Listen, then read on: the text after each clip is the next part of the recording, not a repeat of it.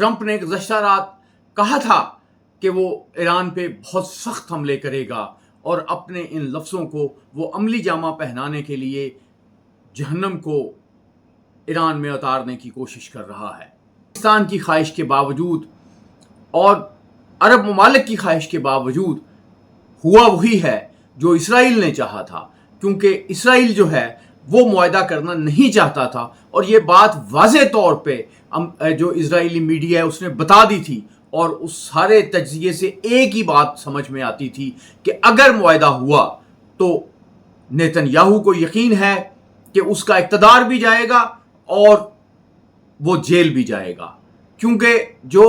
Opposition parties ہیں وہ بھی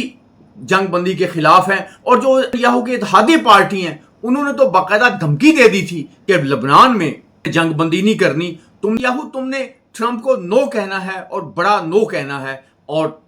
نیتن یاہو نے وعدہ کیا تھا ٹرمپ کے ساتھ کہ میں بیروت پہ حملہ نہیں کروں گا، لیکن اس نے بیروت پہ حملہ کیا۔